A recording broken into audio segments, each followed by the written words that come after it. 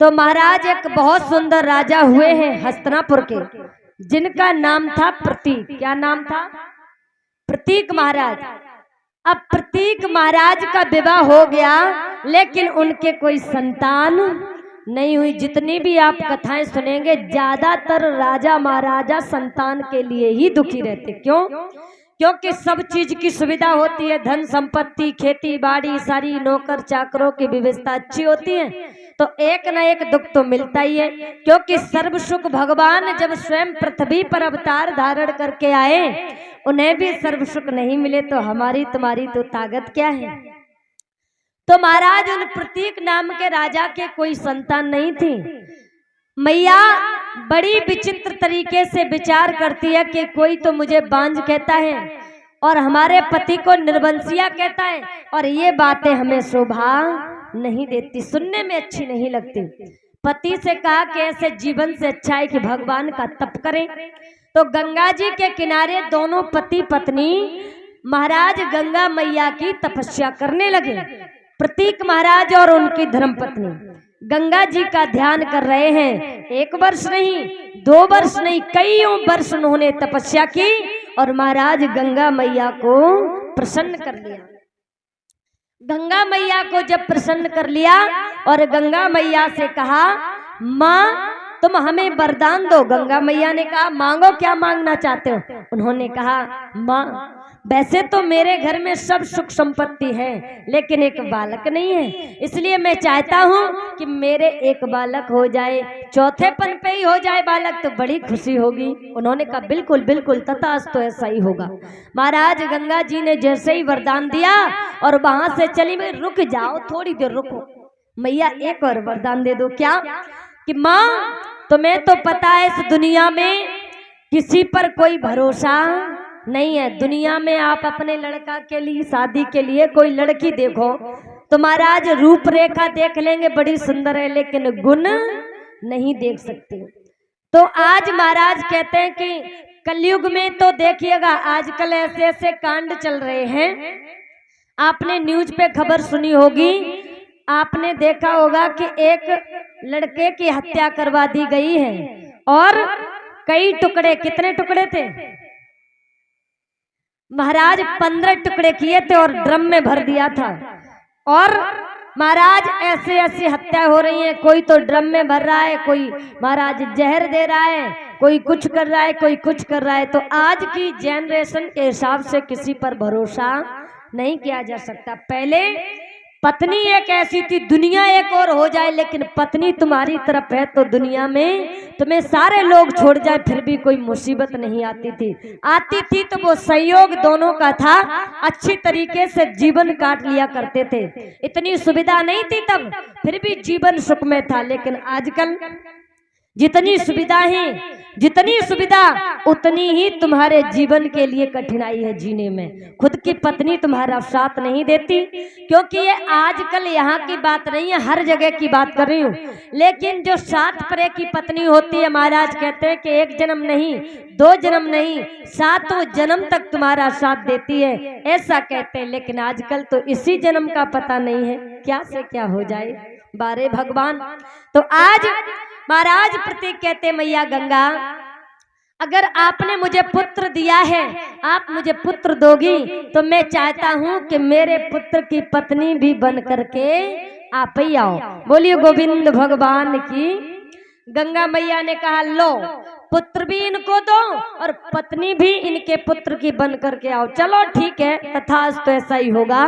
गंगा जी जो थी चली गई और महाराज प्रतीक महाराज अपने राजमहल को लौट आए हैं। कुछ समय के बाद देखा कि मैया गर्भवती हुई और एक पुत्र को जन्म दिया, जिसका नाम रखा गया शांतनु।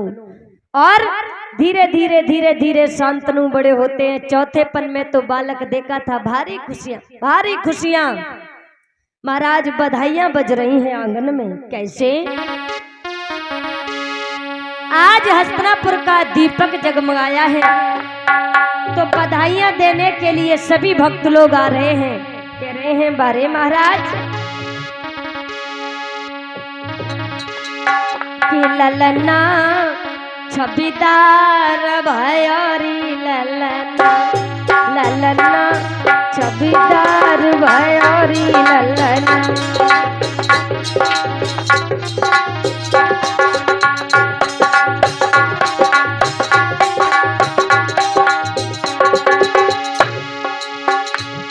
अरे माता तुमने जायो ललना आंगन बीच डार दो फलना फलना भीतर सोवे ललना ललना ऊपर ढोरे बीजना ए बीजना दाढ़ीदार ढोरत बीजना बीजना दाढ़ीदार ढोरत बीजना। क्या बात है, बहुत सुंदर।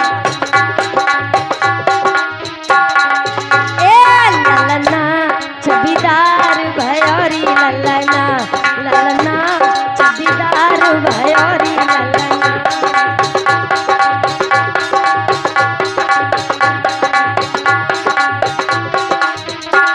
और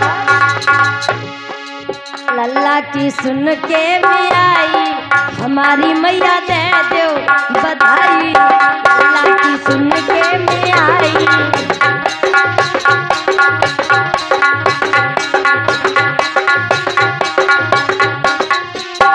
बोलिए गोविंद भगवान की। क्यों पंडित जी? भैया विनोद तुम्हारी शादी है गई? हाँ है, सही सही बताओ इनकी शादी है गई या ना? अच्छा इनकी शादी हो गई या नहीं है गई? तो महाराज जब व्यक्ति की शादी हो जाती, जब पहला बालक होता बड़ी खुशी होती, बहुत खुशी। तुम्हारे घर में भी बधाइयां बजी होंगी, बज गई या नहीं?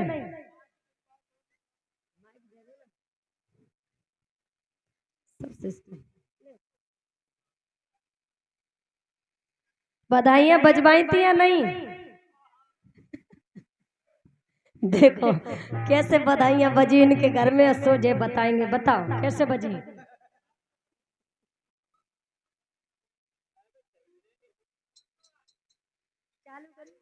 हेलो,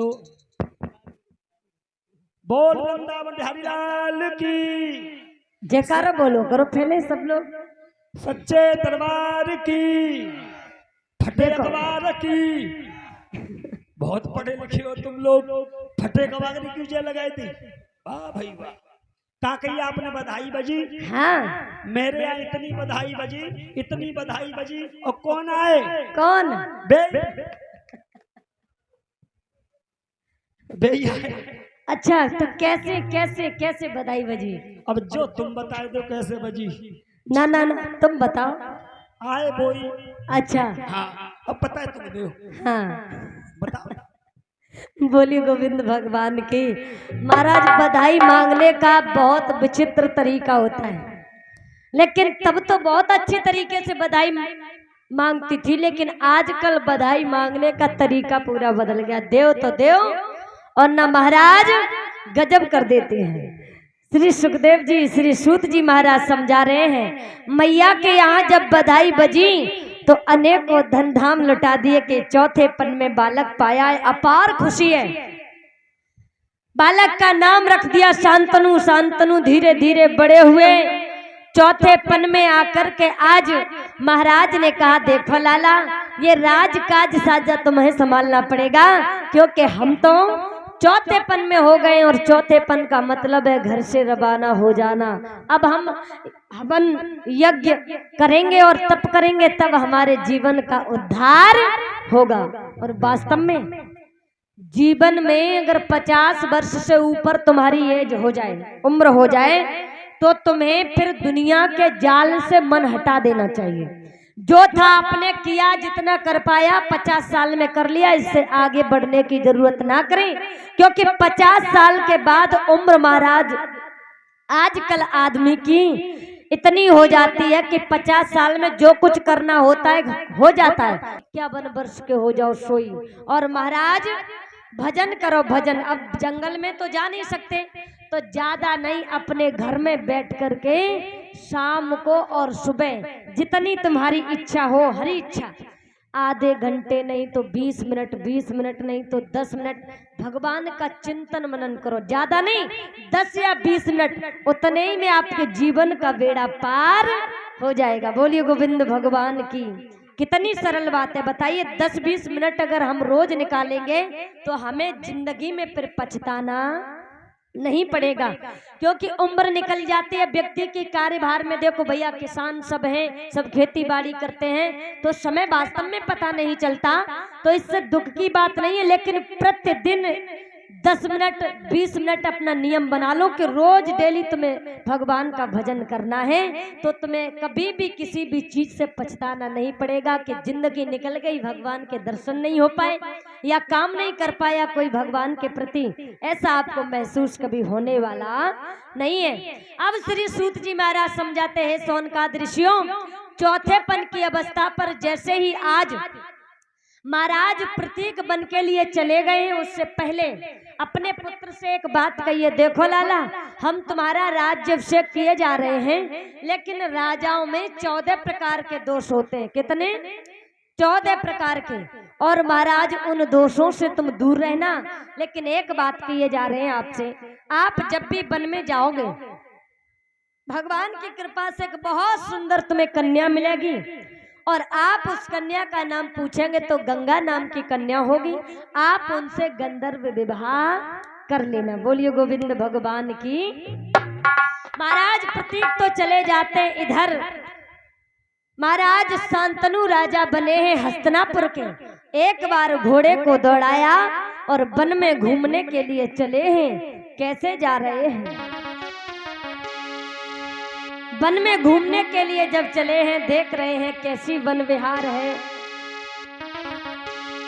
और वन में जैसे ही पहुंचे और पहुंचते ही देखा है काफी दूरी निकल गए, एक झाड़ी में एक स्त्री खड़ी है, कन्या खड़ी है, इतनी सुंदर है, इतनी सुंदर है कि जैसे ही महाराज प्रतीक ने देखा तो देखते ही मनमुग्ध हो गए। कभी एक लाइन लिखता है स्त्री के बारे में, देखिए, स्त्री भगवान ने जिस दिन बनाई होगी, शायद उस दिन कोई भी चीज नहीं बनाई होगी। स्त्री में वो कलाएं हैं, स्त्री में भगवान ने एक ऐसी ऐसी चीजें बनाई हैं जिसको देख करके साधारण मनुष्य ही नहीं बल्कि बड़े बड़े तपस्वियों की तपस्या भंग हो जाती है। कहा है कि क्या छुपा दिया है नारी में, और जो नहीं देखने में आता है। नारी के आगे वीर पुरुष बलवान पलक झुक जाता है।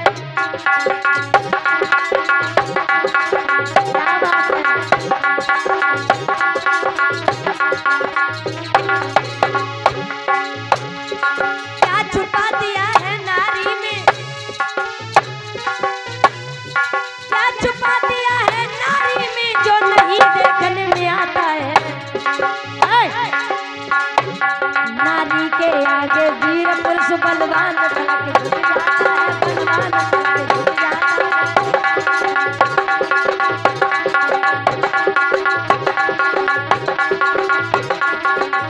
इसलिए कहा, अरे प्रेम बुरी जंजीर पीर जाए झूठी मती मानो, नाई दिन में पड़त है चैन, रात में नींद नहीं आवे। हराम खानो पीनो बे, हराम खानो पीनो होवे, दिन में पड़े ना चैन, रात को नींद नहीं आवे।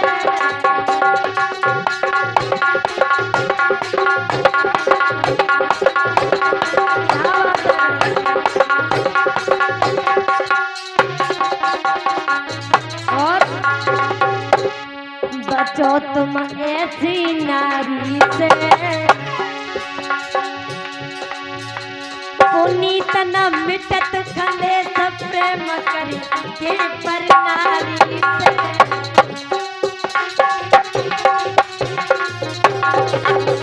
क्या बात है। कवि ने दोनों बातें लिखी है। पराई स्त्री की तरफ कभी बुरी नजर करके नहीं देखना चाहिए। अगर आप किसी की स्त्री की तरफ या बेटी की तरफ बुरी नजर करके देखोगे तो कोई दूसरा भी है जो आपकी बहन बेटी की तरफ देखेगा। इसलिए नहीं, खुद को सुधारोगे तो तुम्हारा परिवार भी सुरक्षित रहेगा। कहा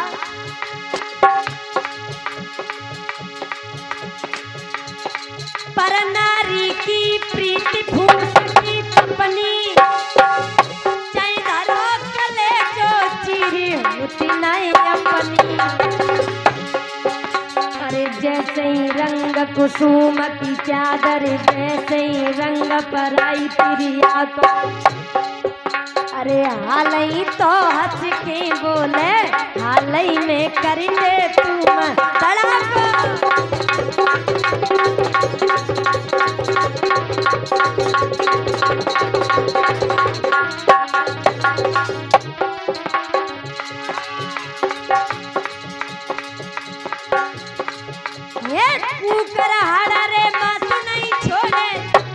रबड़ी और खीरा खबा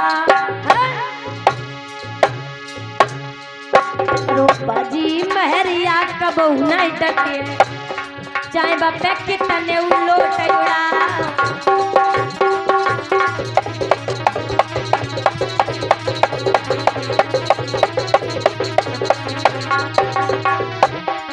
इसलिए भैया बिनो अपनी कोरी होई चंगारी,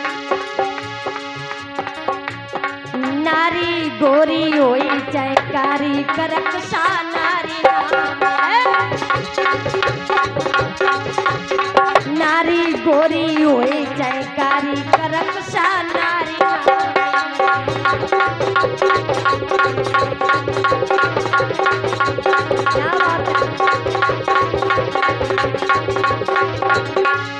और अरे नारी ना मिले करक सा नारी ना मिले, और दुश्मन मिले सवेरे सवेरे, दुश्मन मिले सवेरे सवेरे मतलब यार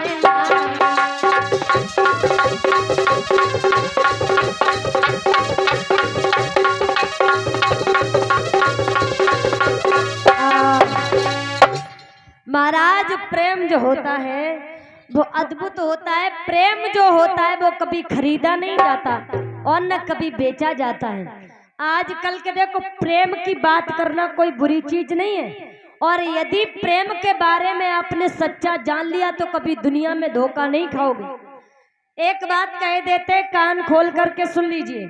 अगर आपको वास्तव में प्रेम करना है तो प्रभु से प्रेम करिए, दुनिया अपने आप तुमसे प्रेम करने लगेगी। और यदि दुनिया से प्रेम किया तो महाराज न राम मिलेगी ना माया, न राम ही मिलेंगे न माया ही मिलेंगे। क्योंकि दुनिया में किसी स्त्री या किसी नारी या किसी पुरुष से प्रेम हो जाता है, या तो प्रेम ऐसा हो जो जीवन पर्यंत आपका चले, और मालूम पड़े कि महाराज प्रेम बस 2-3 दिन का या 2-3 वर्ष का है, तुमको धोखा मिल गया, कहीं उनको धोखा मिल गया, ये सारी गलत चीजें हैं। तो महाराज या तो प्रेम उससे करिए जो जीवन पर्यंत आपका हो सके, अन्यथा मेरा मानना है कि प्रभु के सिवा कहीं दिल ना लगाना। जिसने भगवान से दिल लगा लिया उसे दुनिया में दिल लगाने की जरूरत नहीं पड़ती। कहा है आज महाराज ने जैसे ही घोड़े से उतर के देखा है तो बहुत सुंदर ये कन्या नजर में आई है।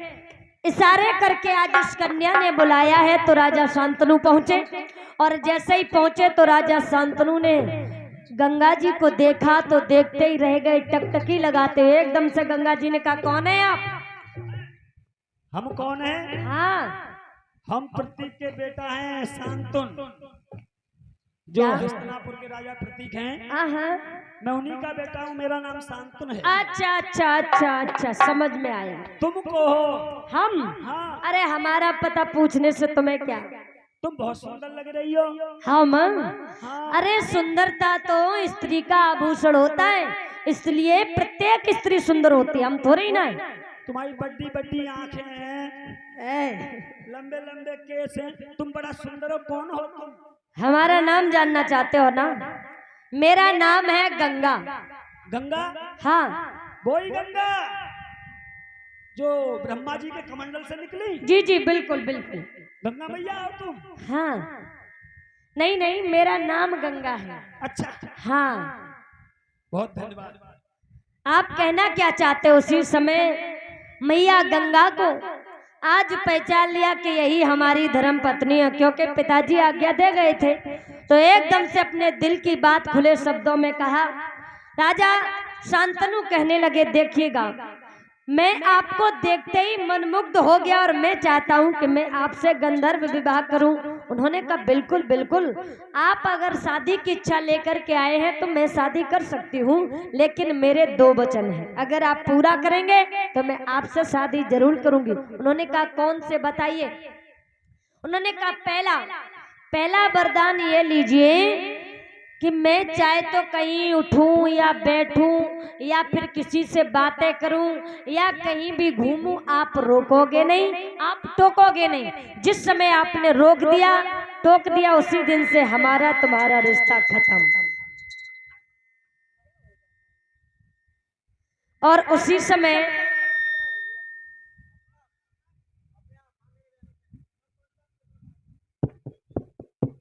श्री राधे।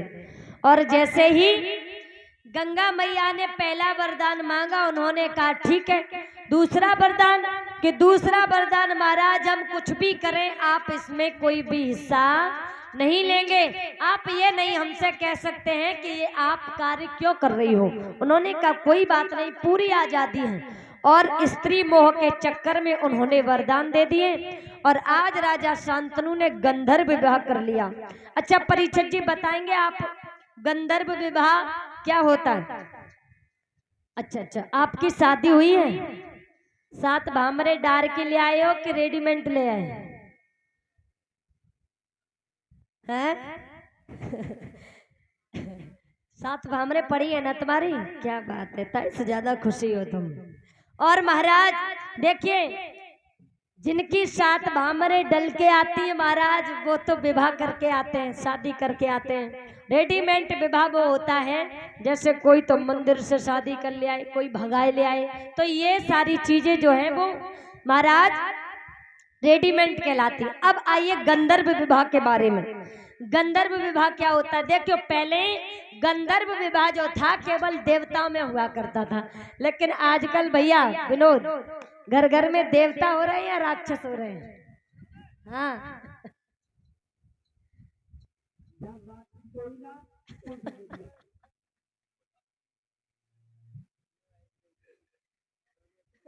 घर घर में राक्षस कोई नहीं, सब देवता है। अच्छा, सब देवता है? ये सब देवता ही बैठे सब। सही कह रहे हैं, ताई से सब घर घर में गंधर्व विवाह हो रहे हैं। हाँ, समझदार हो। तो महाराज पहले जो विवाह हुआ करते थे गंधर्व विवाह केवल देवताओं में हुआ करते थे, लेकिन आजकल घर घर में महाराज गंधर्व विवाह हो रहे हैं। लेकिन कहते हैं कि कलयुग बैठा मार कुंडली, जाऊं तो मैं कहाँ जाऊं, अब हर घर में रावण बैठा है, इतने राम कहाँ से लाऊं। तो रावण हर घर में बैठा है, फिर देवता कहाँ से आ गए?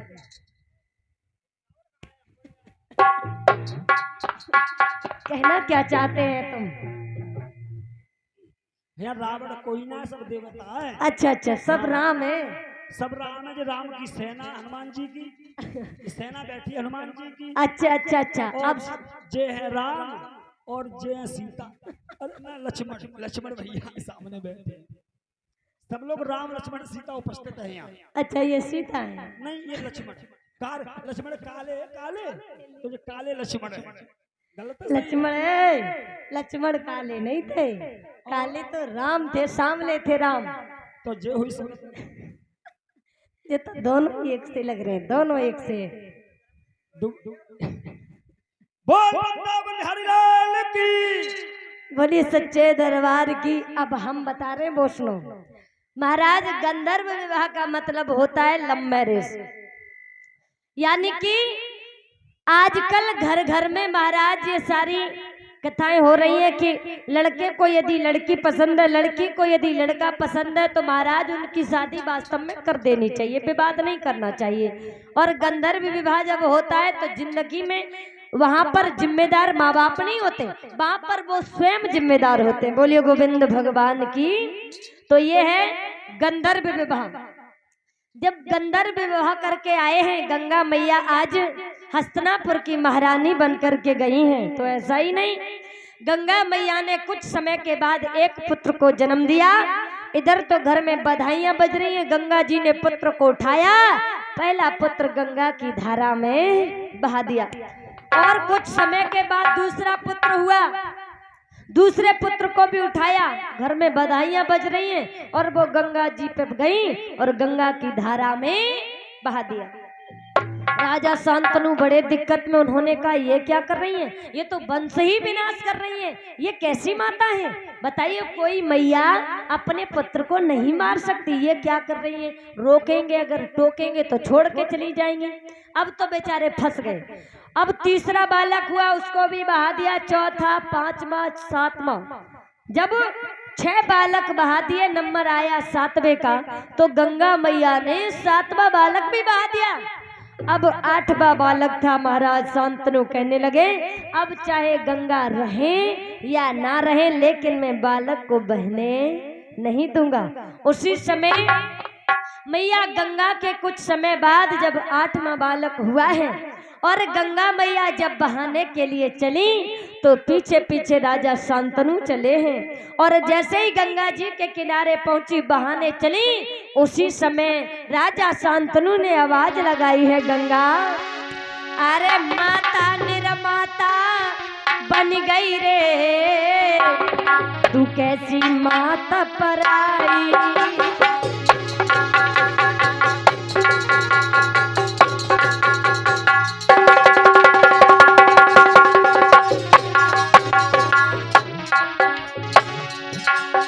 माता निर्माता बन गई रे, तू कैसी माँ का पराई।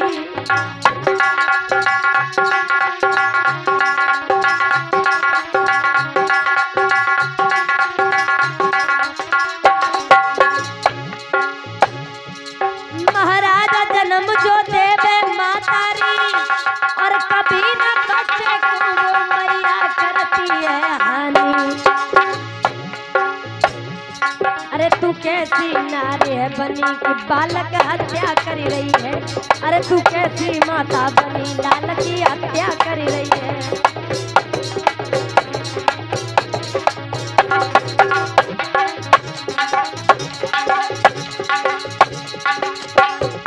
अरे होनहार तो हुई की रे मिटिए, जो करता नी लिखी बना। अरे ब्रह्मा को लेखो मिट तू नहीं भैया, चाहे तुम कितने उपाय लगा।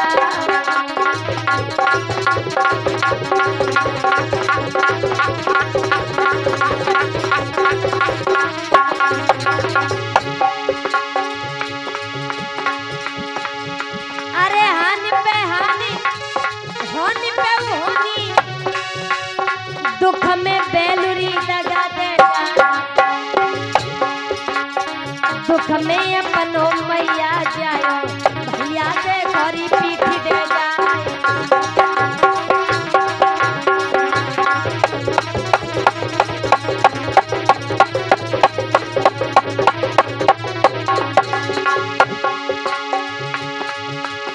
अब मेरी धीरे धीरे कथा बिरनया आगे क्यों बढ़ रही है। अब मेरी धीरे धीरे कथा बिरनया आगे क्यों बढ़ रही है।